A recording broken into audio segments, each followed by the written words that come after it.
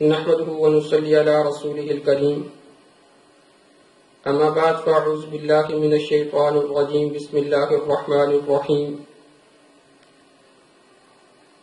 الذين آتيناهم الكتاب يعرفونه كما يعرفون أبناءهم وَإِنَّ فَرِيقًا مِّنْهُمْ لَيَكْتُمُونَ الْحَقَّ وَهُمْ يَعْلَمُونَ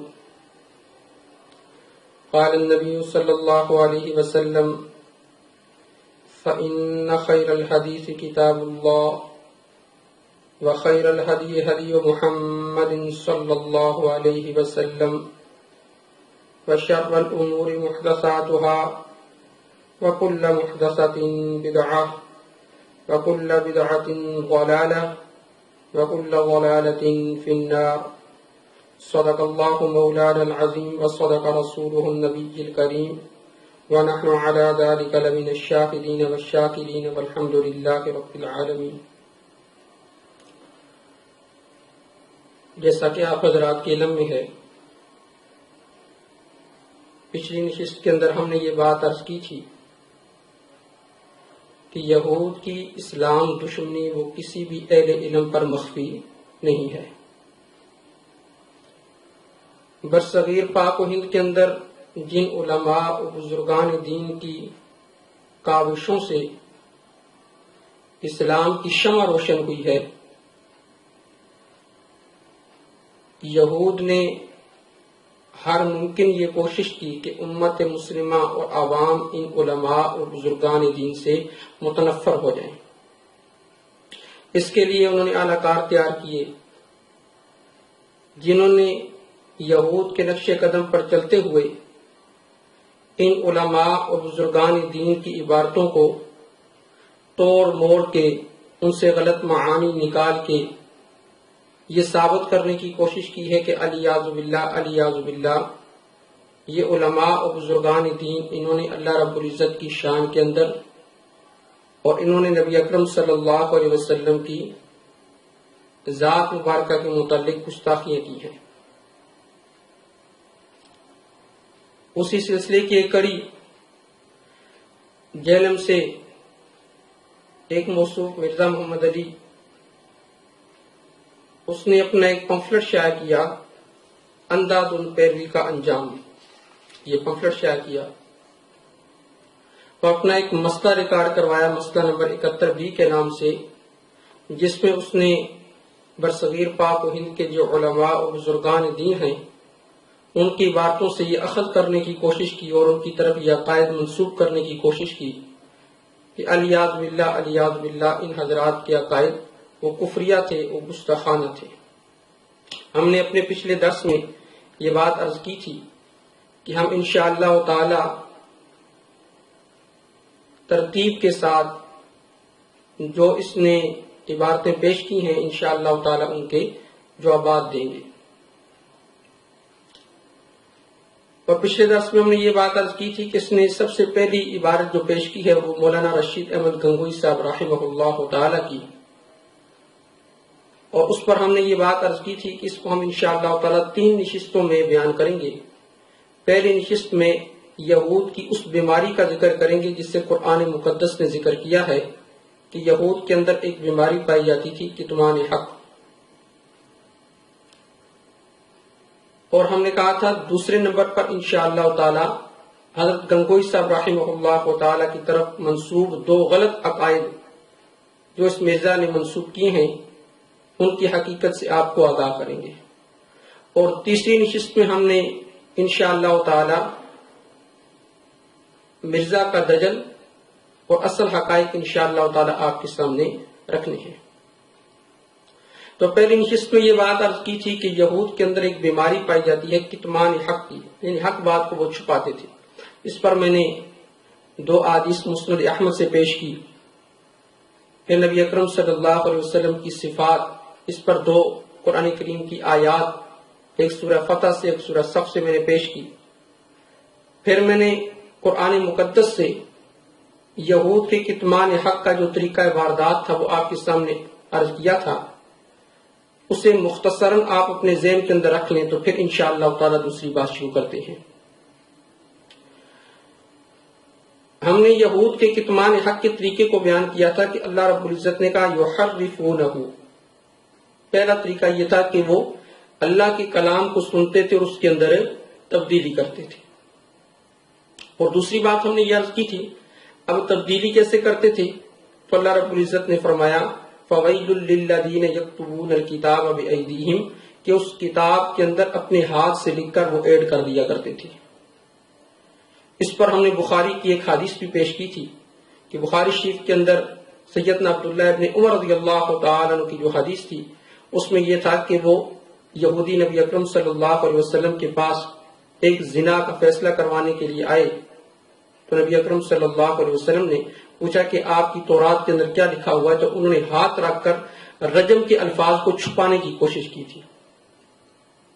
پھر اسی ضمن میں ہم نے ایک اور آیت پیش کی تھی کہ اللہ رب العزت نے سورہ آل عمران کی آیت نمبر 78 کے اندر اس مسئلے کو بالکل کھول کر بیان کر دیا وَإِنَّ مِنْهُمْ لَفَرِيقًا يَلْوُونَ أَلْسِنَتَهُمْ بِالْكِتَابِ لِتَحْسَبُوهُ مِنَ الْكِتَابِ وَمَا هُوَ مِنَ الْكِتَابِ وَيَقُولُونَ هُوَ مِنْ عِنْدِ اللَّهِ وَمَا هُوَ مِنْ عِنْدِ اللَّهِ وَيَقُولُونَ عَلَى اللَّهِ الْكَذِبَ وَهُمْ يَعْلَمُونَ، یعنی وہ اپنی زبانوں کو موڑ کے پڑھتے تھے تاکہ لوگ یہ سمجھیں کہ یہ کتاب اللہ کے اندر ہے، حالانکہ وہ کتاب اللہ میں نہیں ہوتا تھا. وہ اس کی نسبت اللہ رب العزت کی طرف کرتے تھے، حالانکہ اللہ رب العزت کی طرف سے وہ احکام نازل نہیں ہوتے تھے، اور وہ جان بوجھ کر اللہ رب العزت پر جھوٹ باندھتے تھے. یہ باتیں ہم نے پچھلے درس میں عرض کی تھی. تو آج کے درس میں انشاءاللہ تعالی یہ بات عرض کریں گے کہ حضرت رشید احمد گنگوئی صاحب رحمہ اللہ تعالی کی طرف جو دو خود ساختہ عقائد منسوب کیے ہیں ان کی کیا حقیقت ہے. اس سے مجھے ایک بات یاد آ گئی.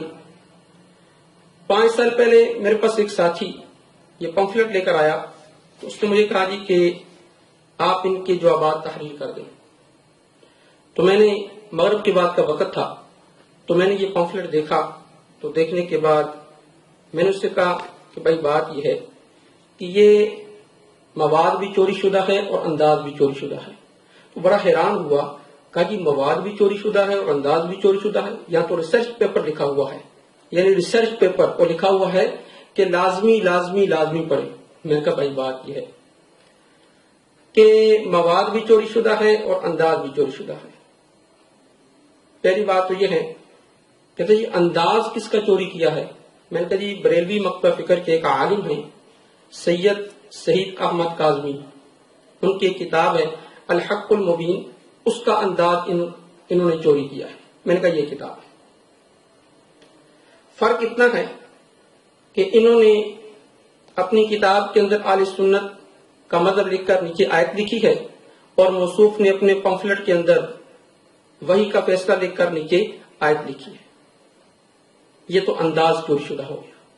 کہتے جی مواد کہاں سے چوری کیا ہے. میں نے کہا برصغیر پاک و ہند کے اندر جو اختلافی کتابیں ہیں ان سے مواد کو چوری کیا ہے.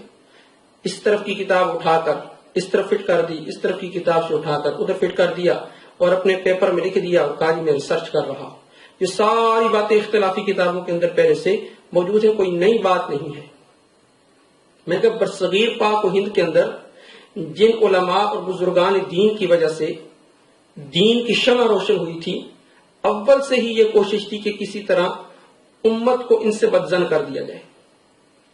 اور میں نے کہا کہ شروع سے یہ کاوش جاری رہی ہے اور میں سمجھتا ہوں کہ اسی سلسلے کی یہ کڑی ہے. صرف فرق اتنا ہے کہ سٹیج بدلا ہے، مقام بدلا ہے، انداز بدلا ہے اور چہرہ بدلا ہے بس. تو بڑا حیران ہوا. تو ہمارا درس قرآن یہ جیل میں تقریباً 5 سال پہلے شروع ہوا.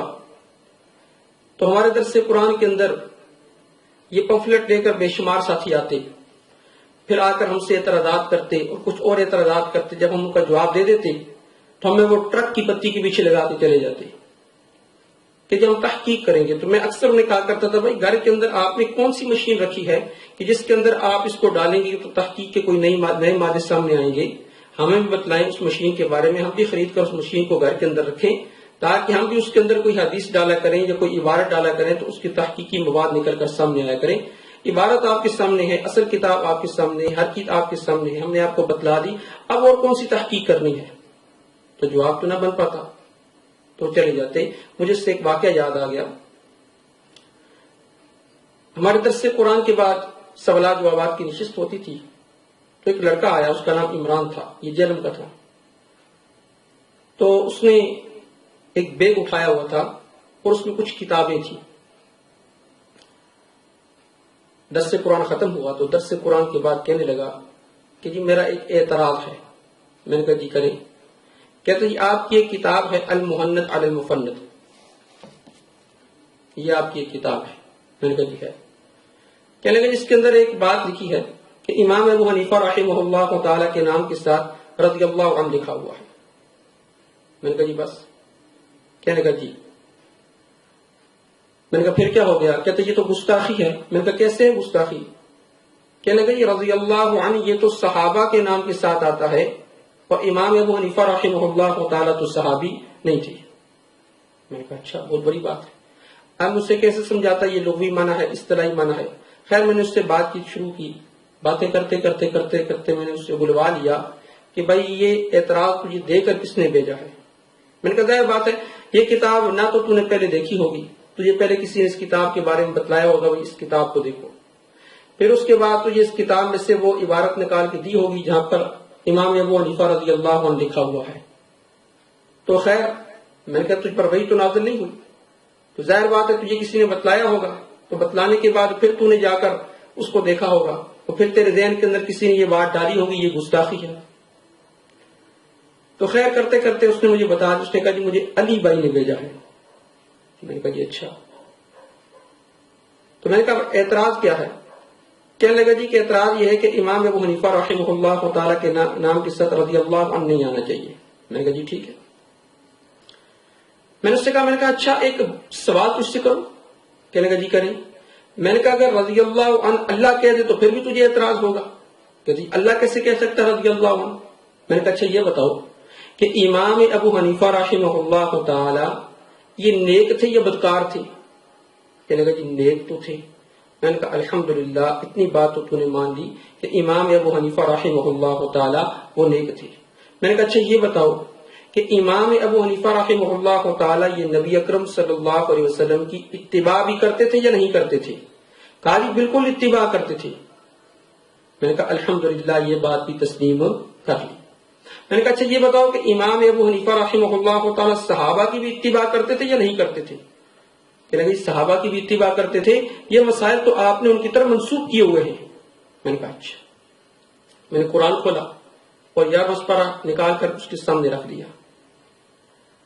میں نے کہا یہ قرآن کہتا ہے والسابقون الاولون من المہاجرین والانصار والذین اتبعوہم باحسان رضی اللہ عنہ۔ قرآن کہتا ہے کہ صحابہ مہاجرین میں سے ہوں یا انصار میں سے ہوں، اور والذین اتبعوہم اور وہ لوگ جنہوں نے ان کی اتباع کی، رضی اللہ عنہ اللہ ان سے بھی کیا ہو گیا؟ راضی ہو گیا۔ میں نے کہا اب اعتراض کرو۔ اب وہ خاموش ہو گیا۔ میں نے کہا جی کوئی اور کتاب آپ کی تھیلے میں ہو تو نکالیں۔ کہتا نہیں جی میں تحقیق کروں گا۔ تو میں نے کہا جی کون سی تحقیق کریں گے؟ کہتے ہیں میں پوچھوں گا۔ میں نے کہا جا کر آپ ان سے پوچھیں گے، وہ آپ پھر اعتراض لے کر آئیں گے، پھر میں آپ کا اعتراض صاف کر دوں گا، پھر لے کر آئیں گے، پھر میں اعتراض صاف کر دوں گا۔ ایسے ہی سلسلہ چلتا رہے گا تو موت آ جائے گی تو کیسے آپ کیا کریں گے؟ خیر یہ تو بات ہوگی، وہ چلا گیا، اس کے بعد دوبارہ وہ نہیں آیا۔ تو اس سے مجھے ایک اور اندازہ ہوا کہ جیسے اس کا انداز چوری شدہ تھا، مواد چوری شدہ تھا، تو اس کا علم بھی پورا صحیح تھا۔ ایسے سطحی سے سوال دے کر بھیج دینے، پھر کہنا جی میں تحقیق کر رہا ہوں۔ تو مجھے اس وقت ایک بات سمجھ آئی کہ کسی بھی مقطع فکر کے عالم کے سامنے یہ بیٹھ کر گفتگو کیوں نہیں کرتا۔ بخاری شریف کے اندر روایت آتی ہے 2311 نمبر کہ سید ابو ہریرہ رضی اللہ تعالیٰ عنہ کو نبی اکرم صلی اللہ علیہ وسلم نے رمضان کی زکوٰۃ پر نگران مقرر کیا۔ تو رات کو شیطان آ گیا انسانی شکل کے اندر، تو شیطان نے خزانے میں سے کچھ خزانہ چوری کرنے کی کوشش کی، تو سیدنا ابو ہریرہ رضی اللہ تعالی عنہ نے اس کو پکڑ لیا، منتیں کرنے لگا جی محتاج ہوں، غریب ہوں، چھوڑ دیں، ایسا کریں ویسا کریں۔ تو سیدنا ابو ہریرہ رضی اللہ تعالی عنہ نے اس کو چھوڑ دیا۔ صبح وہ نبی اکرم صلی اللہ علیہ وسلم کی خدمت میں پہنچے تو نبی اکرم صلی اللہ علیہ وسلم نے پوچھا کہ ابو ہریرہ وہ رات والے تیرے قیدی کا کیا بنا؟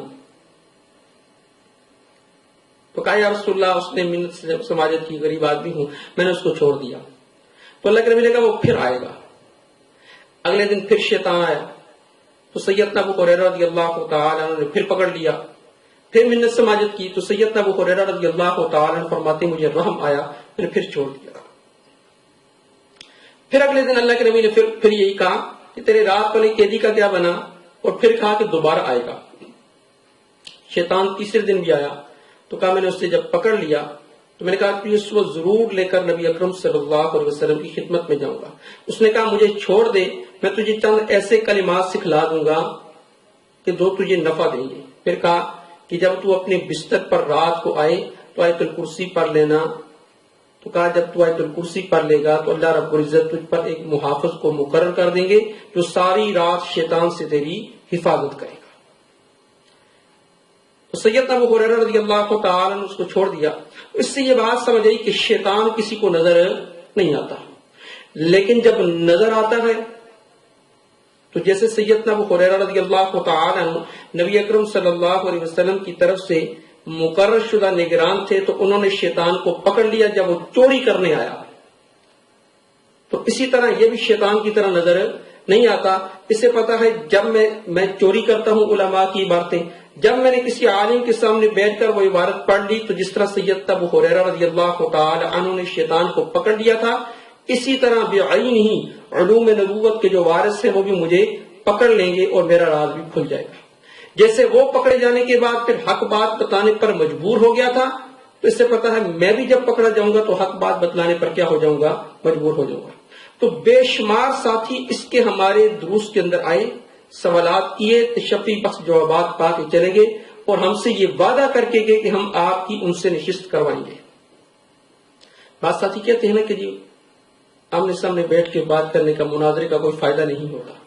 میں بھی یہ بات سمجھتا ہوں. بھائی اصلاح کی نیت سے ایک دوسرے کے سامنے بیٹھ کر افہام و تفہیم تو کر سکتے ہیں نا, بالکل کر سکتے ہیں. ایک ساتھی وہ کہنے لگا جی کہ ہم اتنے دور سے کیسے آپ کی گفتگو سننے کے لیے آئیں گے. میں نے کہا جی ہر چیز کا حل موجود ہے. وہ حل کیا ہے؟ میں نے کہا جی حل یہ ہے اگر اسے کسی عبارت پر اعتراض تھا تو یہ عبارت سامنے بیٹھ کے پڑھ دیتا, کہتا جی مجھے اس عبارت پر اشکال ہے, ہم اس کا وہ اشکال دور کرنے کی کوشش کرتے. ہدایت تو ہمارے قبضے میں نہیں ہے نا, کوشش کر سکتے ہیں, اس کا اشکال دور کرنے کی کوشش کرتے اور ساری بات کھول کر اس کے سامنے رکھ دیتے. ایک ویڈیو والا ویڈیو بنا لیتا, پھر اس ویڈیو کو یوٹیوب پر چڑھا دیتے, آپ بھی سن لیتے ہم بھی سن لیتے, یہ سچ کہہ رہا ہے یا ہم سچ کہہ رہے ہیں, فیصلہ عوام خود کر لیتی. آسان طریقہ تھا, ایک حل تھا, ہر چیز کا حل موجود ہے. تو عرض کرنے کا مطلب یہ کہ اس کا انداز بھی چوری شدہ, مواد بھی چوری شدہ اور علم بھی پورا سا ایسے سطحی سے سوال دے کر وہ لوگوں کو بھیج دیتا ہے. مجھے ایک بات یاد آ گئی, یہ اکثر اپنے دروس کے اندر ایک بات کہتا ہے کہ علماء کبھی بھی آپ کو حق بات نہیں بتائیں گے. کیوں نہیں بتلائیں گے؟ اس لیے کہ ان کی روٹی دین کے ساتھ وابستہ ہے اور میری روٹی دین کے ساتھ کہتا ہے الحمدللہ وابستہ نہیں ہے. ہم اللہ کا شکر ادا کرتے ہیں, اس نے چٹائیوں پر بیٹھ کر اپنے دین کی خدمت کرنے کی توفیق دی اور کہتے ہیں اسی خدمت میں اللہ رب العزت لگا کر اور کلمے کے ساتھ ایمان کی حالت میں موت نصیب فرماتے ہیں. ہمیں یہ زندگی مبارک اور اسے وہ زندگی مبارک, پسند اپنی اپنی, مزاج اپنا اپنا. ہمیں الحمدللہ یہی زندگی مبارک ہے کہ جیسے اصحاب الصفہ کے چبوترے پر نبی اکرم صلی اللہ علیہ وسلم بطور معلم بیٹھتے تھے اور صحابہ بطور متعلم بیٹھتے تھے, ہم بھی چاہتے ہیں اسی طرح دین کو سیکھتے اور سکھلاتے ہوئے ایمان کی حالت میں کلمے کے ساتھ اس دنیا سے چلے جائیں. اس کی برکت سے اگر اللہ ہمیں کھلا رہا ہے تو یہ اللہ کا ہم پر انعام ہے. جو اس بیچارہ یہ بیچارہ اس انعام سے کیا ہے, محروم ہے. اور حسد اور بغض ہوتا ہے کہ مجھ پر یہ انعام کیوں نہیں ہے. تو عرض کر رہا تھا کہ اس کا علم بھی پورا سا, انداز بھی چوری شدہ اور مواد بھی چوری شدہ ہے. یہ تینوں باتیں اس کی کیا ہیں, چوری شدہ ہے. اب ایک بات عرض کروں گا، قرآن مقدس نے سورہ آل عمران کے اندر ایک بات عرض کی، وَإِنَّ مِنْهُمْ لَفَرِيقًا يَلْوُونَ أَلْسِنَتَهُمْ بِالْكِتَابِ لِتَحْسَبُوهُ مِنَ الْكِتَابِ، کہ ان میں سے ایک گروہ ایسا ہے جو اپنی زبانوں کو موڑ کے کتاب پڑھتا ہے تاکہ لوگ یہ سمجھیں کہ یہ کتاب اللہ کے اندر لکھا ہوا ہے، اور وہ کیا کہتے تھے، وَيَقُولُونَ هُوَ مِنْ عِنْدِ اللَّهِ، یہ اللہ نے حکم نازل کیا، وَمَا هُوَ مِنْ عِنْدِ اللَّهِ، حالانکہ وہ اللہ کی طرف سے نہیں ہوتا تھا۔ تو بالکل بھی آئی نہیں، اسی نے اپنے پمفلٹ کے اندر جو پہلا علماء کا نظریہ بیان کیا، رشید احمد گنگوئی صاحب رحمہ اللہ تعالی کا، وہ اس نے بیان کیا فضائل صدقات کے صفحہ نمبر 558 سے، شیخ زکریا صاحب رحمہ اللہ تعالی کی کتاب ہے یہ فضائل صدقات۔ اب اس نے جو عبارت پڑھی ہے میں آپ کو وہ عبارت سنا دیتا ہوں، اس نے عبارت کیا پڑھی۔ اپنے بزرگ کے بارے میں لکھتے ہیں مولانا رشید احمد گنگوئی صاحب دیوبندی، وہ اللہ کو مخاطب کر کر کہتے ہیں، یہ الفاظ سنیے، جھوٹا ہوں کچھ نہیں ہوں، تیرا ہی ذل ہے، تیرا ہی وجود ہے، میں کیا ہوں کچھ نہیں ہوں، اور جو میں ہوں وہ تو ہے، جو میں ہوں وہ تو ہے، اور میں اور تو کا فرق کرنا خود شرک در شرک ہے۔ اب اس نے عبارت ایسے پڑھی ہے حضرت گنگوئی صاحب رحمہ اللہ تعالی کی، جھوٹا ہوں کچھ نہیں ہوں، تیرا ہی ذل ہے، تیرا ہی وجود ہے، میں کیا ہوں کچھ نہیں ہوں، جو میں ہوں وہ تو ہے، جو میں ہوں وہ تو ہے، میں اور تو کا فرق کرنا یہ خود شرک در شرک ہے۔ یہ عبارت اس نے پڑھی ہے اپنے مسئلہ نمبر 71B میں بھی، اور اس نے اپنے اس پمفلٹ کے اندر اندھا دھند پیروی کا انجام، اس کے اندر بھی اس نے یہ عبارت لکھی ہے۔ اس نے یہاں پر زبان کو موڑ کر وَإِنَّ مِنْهُمْ لَفَرِيقًا يَلْوُونَ أَلْسِنَتَهُمْ بِالْكِتَابِ لِتَحْسَبُوهُ مِنَ الْكِتَابِ وَمَا هُوَ مِنَ الْكِتَابِ، اس نے زبان کو موڑ کر عبارت پڑھی۔ اس کی تشریح انشاءاللہ تعالی ہم تیسری نشست کے اندر کہ مرزا محمد علی کا دجل اور اصل حقائق، اس میں انشاءاللہ تعالی نقل کریں گے۔ آج کی نشست میں صرف اتنی بات عرض کرنی ہے کہ اس نے اس سے جو نتیجہ نکالا ہے اور دو خود ساختہ عقائد اخذ کر کے انہیں حضرت گنگوئی صاحب رحمہ اللہ تعالی کی طرف منسوب کیا ہے۔ پہلا عقیدہ اس نے اس سے یہ اخذ کیا، وہ کہتے ہیں کہ تیرے اور میرے درمیان اگر کوئی فرق کیا جائے تو یہ شرک ہے، حالانکہ یہ توحید ہے۔ تو کہتے ہیں کہ جو تو ہے وہ میں ہوں۔ تو بھائیو، اللہ اور بندے کے درمیان کوئی چیز بھی کامن نہیں ہے، اور اسے گنگوئی صاحب رحمہ اللہ تعالی کی طرف منسوب کیا، جیسے وَيَقُولُونَ هُوَ مِنْ عِنْدِ اللَّهِ، وہ اللہ کی طرف ان احکامات کو منسوب کرتے تھے حالانکہ وہ اللہ کی طرف سے نہیں ہوتے تھے۔ اسی طرح اس نے پہلا یہ عقیدہ حضرت گنگوئی صاحب رحمہ اللہ تعالی کی طرف منسوب کیا ہے۔ اس نے کہا جی حضرت گنگوئی صاحب رحمہ اللہ تعالی کی عبارت کا مطلب یہ ہے کہ یہ ہمارا اوس کا عقیدہ ہے، ہندوؤں والا عقیدہ، یعنی ہر چیز خدا ہے، بندر بھی خدا ہے، گھوڑا بھی خدا ہے، درخت بھی خدا ہے، سمندر بھی، ہر چیز بھی، یعنی خدا نے ہر چیز کا روپ دھار لیا ہے۔ بیسیکلی طور پر وہ یہ پوائنٹ آؤٹ کرنا چاہتے ہیں کہ تو اور میں فرق ہے ہی نہیں، یعنی جو تو ہے وہ میں ہوں، یعنی میں اور تو میں فرق ہے ہی نہیں ہے۔ یہ عقیدہ اس نے حضرت گنگوئی صاحب رحمہ اللہ تعالی کی طرف منسوب کیا ہے، غلط عقیدہ۔ بھائی یہ ہمارا اوس کا عقیدہ، ہندوؤں والا عقیدہ کہ ہر چیز خدا ہے، اس کو تو ہم بھی کفر کہتے ہیں۔ ہمارا اوس کا عقیدہ، ہندوؤں والا عقیدہ کہ ہر چیز خدا ہے، یعنی بندر بھی خدا ہے، گھوڑا بھی خدا ہے، درخت بھی خدا ہے، سمندر بھی خدا ہے، ہر چیز خدا ہے، اس کو تو ہم بھی کفر کہتے ہیں۔ یہ ہمارے نزدیک بھی کفر ہے۔ اس پر میں دو حوالے عرض کروں گا۔ ایک یہ کتاب ہے میرے سامنے، آثار الاحسان، اس کتاب کے صفحہ نمبر 239 پر یہ صاف لکھا ہے کہ ہندوؤں کا یہ عقیدہ تھا کہ ہندوؤں کا عقیدہ ہے کہ خدا اپنے مقبول بندوں کرشن، رام، برہما میں اترا اور ان میں حلول کر گیا۔ اہل تصوف اس کے ہرگز قائل نہیں، یہ کفر ہے۔ خالق اور مخلوق کو ایک سمجھنا کفر نہیں تو اور کیا ہے؟ اب اس کتاب کے اندر صراحتاً لکھا ہوا ہے کہ ہمہ اوست کا عقیدہ یہ ہندوؤں والا عقیدہ تھا، اہل تصوف اس کے ہرگز قائل نہیں ہے۔ کیوں؟ خالق اور مخلوق کو ایک سمجھنا یہ تو کفر ہے، اگر یہ کفر نہیں تو کیا ہے؟ نمبر 2، اسی کتاب کی صفحہ نمبر 192 پر یہ بات لکھی ہے کہ ہر سالک نے اللہ کو یکتا پایا اور اس نے وحدت الوجود کی آواز لگائی۔ ہر سالک نے اللہ کو یکتا پایا اور وحدت الوجود کی آواز لگائی۔ ایک بات سمجھ لیں، وحدت الوجود ایک الگ مسئلہ ہے۔ وحدت الوجود، ہم وحدت الوجود کے قائل تو ہیں لیکن اتحاد کے قائل نہیں۔ وحدت الوجود ایک الگ چیز ہے اور اتحاد ایک الگ چیز ہے۔ وحدت الوجود کا مطلب کیا ہے؟ وہ بھی اسی کتاب آثار الاحسان، یہ دار المعارف سے چھپی ہے، ڈاکٹر علامہ خالد محمود صاحب کی کتاب ہے۔ اسی کے صفحہ نمبر 239 سے میں آپ کو بتلا دیتا ہوں کہ وحدت الوجود کا مطلب کیا ہے۔ کہتے ہیں وحدت کہتے ہیں کہ اللہ کے سامنے ہر چیز کل عدم سمجھنا، یعنی نہ ہونے کے برابر سمجھنا۔ یعنی وحدت کا مطلب یہ ہے کہ اللہ کے سامنے ہر چیز کو کل عدم سمجھنا، یعنی نہ ہونے کے برابر سمجھنا، یعنی اللہ کے سامنے کسی چیز کی کوئی حیثیت ہے ہی نہیں۔ اس کی ایک مثال حدیث سے پیش کروں گا۔ بخاری شریف کی ایک حدیث ہے، صفحہ نمبر 23 کے اوپر۔ خضر علیہ السلام اور موسیٰ علیہ السلام دونوں سفر کر کے جا رہے تھے۔ کشتی میں ایک چڑیا آئی، وہ کشتی کے کنارے پر بیٹھی اور اس نے اپنی چونچ کو وہ پانی کے اندر مارا۔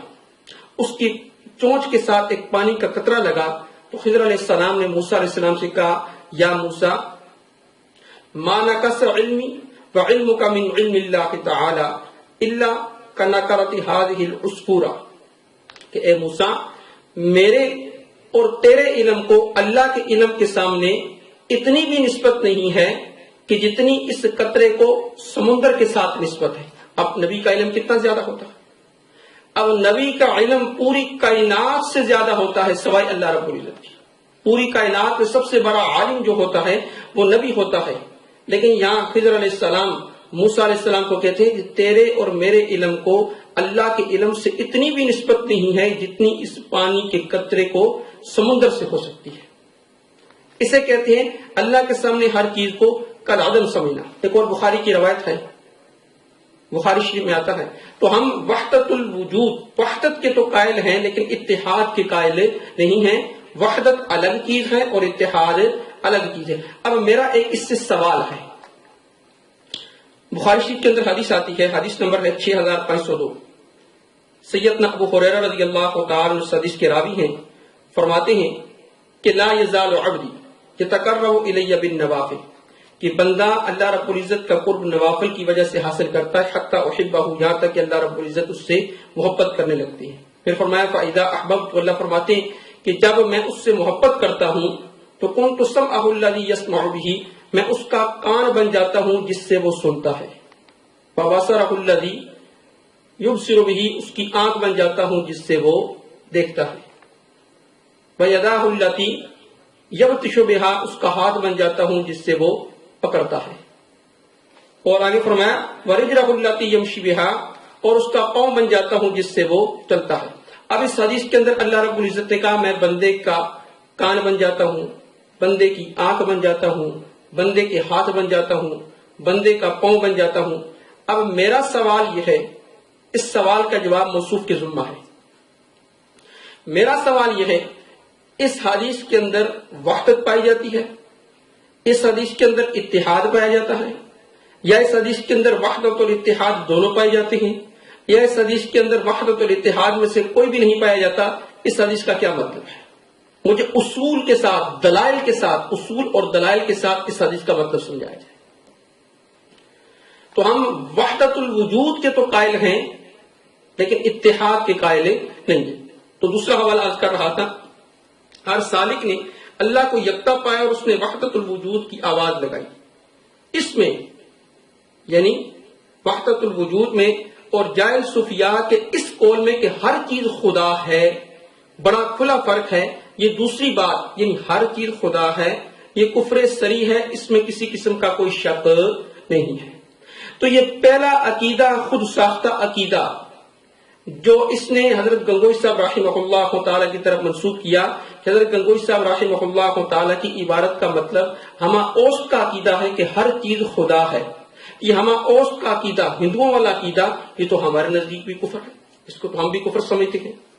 تو جس چیز کو ہم خود کفر کہتے ہیں، ہم خود اس کو کفر کہتے ہیں، تو کیا گنگوئی صاحب رحمہ اللہ تعالیٰ یہ کفر کر سکتے ہیں؟ ایک چیز کو کفر کہتے ہیں پھر وہ خود کفر کریں؟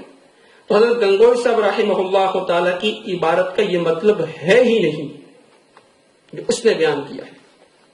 نمبر 2، دوسرا اس نے خود ساختہ عقیدہ حضرت گنگوئی صاحب رحمہ اللہ تعالیٰ کی طرف یہ منسوب کیا، حضرت گنگوئی صاحب رحمہ اللہ تعالیٰ کی عبارت کا مطلب یہ ہے کہ تیرے اور میرے درمیان فرق کیا جائے تو یہ شرک ہے، حالانکہ یہ توحید ہے، کیونکہ بھائیو اللہ اور بندے کے درمیان کوئی شے کامن ہے ہی نہیں۔ ہاں یہ بات اس کی ٹھیک ہے کہ اللہ اور بندے کے درمیان کوئی شے کامن نہیں ہے، یہ کہ تیرے اور میرے درمیان فرق کیا جائے تو یہ شرک ہے، کہتا ہے حالانکہ یہ توحید ہے۔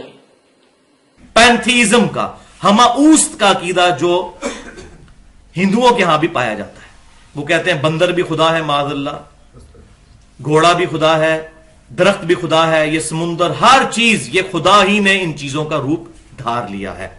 تو بیسیکلی وہ پوائنٹ آؤٹ کرنا چاہ رہے ہیں کہ اللہ جو تو ہے وہ میں ہوں، اور میں اور تو یہ تو فرق ہے ہی کوئی نہیں، یہ فرق کرنا شرک ہے، حالانکہ اس کو فرق کرنا ہی توحید ہے، فرق نہ کرنا شرک ہے۔ بالکل، یہ عقیدہ اس وقت کفریہ ہو سکتا ہے جب بعین ہی عبارت بھی وہی ہو جو اس نے پڑھی ہے کہ تیرے اور میرے درمیان فرق کیا جائے تو، اگر یہی عبارت ہو پھر تو کفریہ عقیدہ ہے۔ لیکن اللہ کی قسم اٹھا کر کہتا ہوں یہ عبارت جو اس نے پڑھی ہے کہ تیرے اور میرے درمیان فرق کیا جائے، یہ عبارت نہیں ہے۔ اس کی وجہ کہ واقعتاً بندے میں اور اللہ رب العزت میں کوئی چیز کامن نہیں ہے، واقعتاً اس کی وجہ کہ بندہ اور خالق جو ہے اس میں دو ہی چیزیں ہیں کہ بندہ خالق کی طرح یا تو ذات میں ہوگا یا صفات کے اندر ہوگا۔ ذات میں تو بندہ خالق کی طرح نہیں ہو سکتا، کیونکہ قرآن کہتا ہے لیس کمثلہ شیء، کہ اس کی مثل کوئی چیز ہے ہی نہیں۔ پھر صفات میں تو صفات بھی اللہ رب العزت کی دو طرح کی ہیں، ایک وہ صفات جو بالکل اللہ رب العزت کے اندر پائی جاتی ہیں، کسی مخلوق کے اندر نہیں پائی جاتی، مثلا جیسے الحی، القیوم، الممیت۔ اب بندہ نہ زندہ کر سکتا ہے کسی کو، نہ مار سکتا ہے، اور نہ بندہ ہمیشہ ہمیشہ سے اور نہ ہمیشہ ہمیشہ رہے گا۔ یہ صرف اللہ رب العزت کی صفات ہیں، ان صفات کے اندر اللہ کے ساتھ کوئی شریک نہیں ہے۔ دوسری وہ صفات ہیں جو اللہ رب العزت کے اندر حقیقتاً پائی جاتی ہیں اور بندے کے اندر مجازن پائی جاتی ہیں، مثلا جیسے اللہ رب العزت کے بارے میں آتا ہے یا ایھا الناس انتم الفقراء واللہ هو الغنی الحمید، اللہ غنی ہے، یعنی غنی ہونا اللہ کی صفت ہے، لیکن مجازن بندے کے اندر بھی پائی جاتی ہے۔ نبی اکرم صلی اللہ علیہ وسلم کے بارے میں آتا ہے اجود الناس، لوگوں میں سب سے زیادہ سخی تھے۔ سیدنا عثمان رضی اللہ تعالی عنہ کے بارے میں آتا ہے عثمان غنی، غنی ان کی صفت تھی۔ حاتم طائی غنی، سخاوت اس کی صفت تھی۔ تو بعض صفات ایسی ہیں جو اللہ کے ساتھ خاص بندے میں نہیں پائی جاتی، اور بعض صفات ایسی ہیں جو اللہ میں حقیقتاً پائی جاتی ہیں، بندے میں مجازن پائی جاتی ہیں۔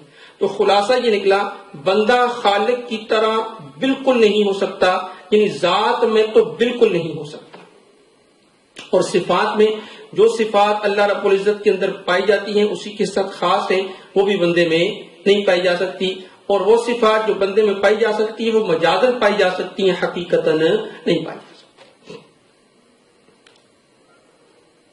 تو اگر کسی کا یہ عقیدہ ہو کہ تیرے اور میرے درمیان کوئی فرق نہیں، یعنی نہ ذات کے اعتبار سے فرق ہے اور نہ صفات کے اعتبار سے فرق ہے، نہ ذات کے اعتبار سے فرق ہے نہ صفات کے اعتبار سے فرق ہے، فرمایا یہ بھی عقیدہ کھلا کفریہ عقیدہ ہے، اسے بھی ہم کفر کہتے ہیں۔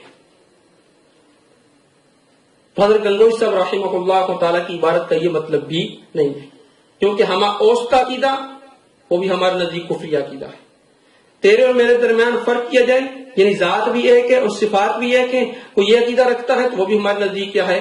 کفر ہے۔ تو حضرت گنگوئی صاحب رحمہ اللہ ہوتا تو خلاصہ یہ نکلا، حضرت گنگوئی صاحب رحمہ اللہ تعالی نہ تو یہ عقیدہ رکھتے تھے جو ہما اوسط کا ہندوؤں والا عقیدہ کہ ہر چیز خدا ہے، کیونکہ میں نے حوالہ پیش کر دیا آثار الاحسان سے کہ یہ عقیدہ تو ہمارے نزدیک بھی کفر ہے۔ دوسرا کہ تیرے اور میرے درمیان فرق کیا جائے، حضرت گنگوئی صاحب رحمہ اللہ تعالیٰ یہ عقیدہ بھی نہیں رکھتے تھے، کیونکہ بندہ نہ تو ذات میں اللہ کی طرح ہو سکتا ہے نہ صفات میں اللہ کی طرح ہو سکتا ہے، تو یہ عقیدہ بھی کیا ہے؟ کفر ہے۔ اب ان دونوں باتوں کے بعد بھی اگر کوئی بندہ اس بات پر بضد رہے اور ان واضح حقائق کے بعد بھی کوئی بندہ اس بات پر بضد رہے کہ حضرت گنگوئی صاحب رحمہ اللہ تعالیٰ کا وہی عقیدہ تھا جو ہندوؤں والا ہے، اور وہی عقیدہ تھا کہ ہر چیز خدا ہے، اور وہی عقیدہ ہے حضرت گنگوئی صاحب کا کہ تیرے اور میرے درمیان کوئی فرق نہیں، تو اس سے بڑھ کے جھوٹا اور کذاب کوئی اور بندہ نہیں ہو سکتا۔ صرف اتنا ہی کہا جا سکتا ہے کہ لعنت اللہ علی الکاذبین۔ تو آج کی نشست میں یہ بات واضح ہو گئی کہ حضرت گنگوئی صاحب رحمہ اللہ تعالیٰ کی طرف یہ جو دو عقیدے منسوب کیے گئے تھے، ایک کہ ان کا عقیدہ ہما اوسط کا عقیدہ ہندوؤں والا عقیدہ ہے کہ ہر چیز خدا ہے، ان کا یہ عقیدہ نہیں ہے۔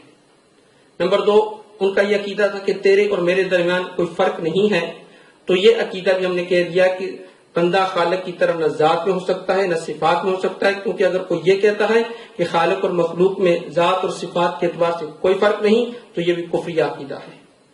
تو اتنی بات واضح ہوگی کہ حضرت گنگوئی صاحب رحمہ اللہ تعالیٰ کا یہ عقیدہ نہیں تھا۔